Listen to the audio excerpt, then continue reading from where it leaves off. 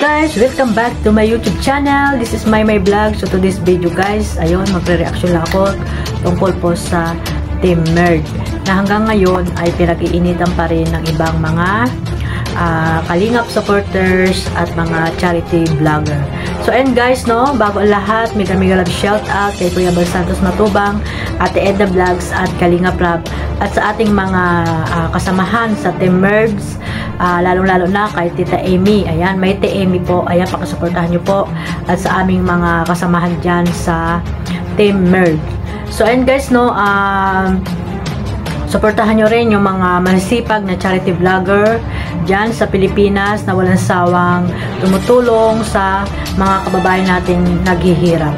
So, suportahan lang po natin sila at ayan, para marami pa silang matulungan na nangangailangan po dyan sa Pilipinas.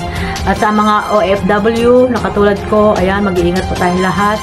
Magandang umaga, magandang tanghali at magandang gabi saan dako man kayo ng mundo naroroon ngayon. So ayan guys, no, papaliwanag ko lang po ang Team Merge na hanggang ngayon po ay pinag-iinitan pa rin ng ibang mga hindi nakakaintindi. So ang Team Merge po ay Mighty Emmy Reactors Defender. So kami po yung mga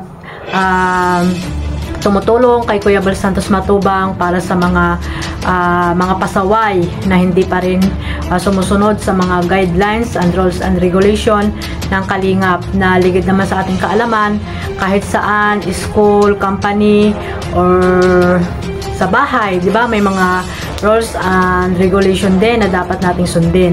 So sana maunawaan po ng lahat at the same time, hindi po kami ang may gawa niyan, kundi po sila, Kuya Bal at si Kalingap Rab na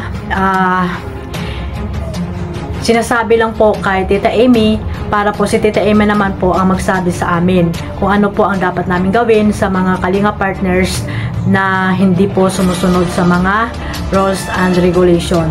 Hindi po mahirap gawin yun guys, napakadali lang gawin yun. Kahit nga elementary kayang gawin yun na sumunod sa mga rules and regulation para po wala pong gulo na magaganap po sa isang samahan o isang grupo, lalo na katulad nga ngayon dyan sa Team Kalingap. So para po sa kapayapaan at pagkakaisa po ng bawat isa, pagmamahalan, alang-alang na rin po kay Kuya Bal Santos Matubang dahil hindi na rin niya po magampanan lahat yan na para kayo ay tutukan niya, sawayin niya. Kasi nga yung iba hindi talaga sumusunod dahil yung rules na yan ay matagal na po yan, lalo na po yung vlog mo, content mo, vlog mo, or yung scout mo, vlog mo. So ayan, hindi po yan sinusunod ng mga Kalingap partners na gusto lang nila ay yung behind the scene para magkaroon sila ng mga inia-upload sa kanilang mga channel. Charity vlogger po ang pinunta nyo dyan at hindi kung ano-anong mga gawain. Dahil kung may puso kayong Kalingap o pagka-charity, alam nyo kung ano yung i-upload nyo, alam nyo kung ano yung gagawin nyo dyan sa channel nyo, at hindi yung mangunguha kayo ng content ng may content. Ayan, magsipag po tayong lahat para po sa kapayapaan at hindi na po magulo ang Team Kalingap. So ayun lang guys, no, inuulit ko po na yung mga sinisisi kami ng iba dyan na mga Kalingap partners na kami daw yung may kagawa ng mga rules and regulation dyan.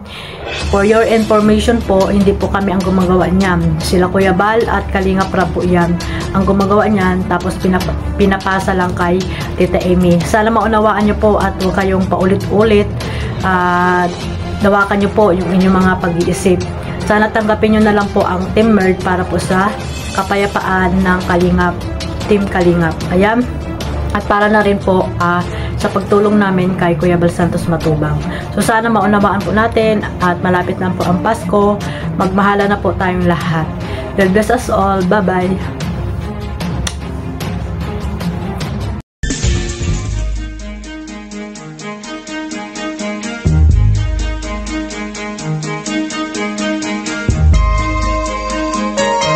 Ito ang palatuntunang tunay na lingkod bayan.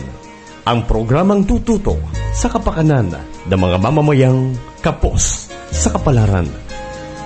Si Kuya Val Santos Matubang, ang inyong katuwang. Si Kuya Val, kasangga sa kahirapan, kaagapay sa kalusugan, kakampi ng mga inaapi. Magbibigay pag-asa sa mga taong nawawala na ng pag-asa sa buhay, sa mga batang biktima ng kahirapan, sa mga matatandang napapabayaan. Si Kuya Val, ang inyong sandigan. Val Santos Matubang, sa palatuntunang lingap sa mahihirap.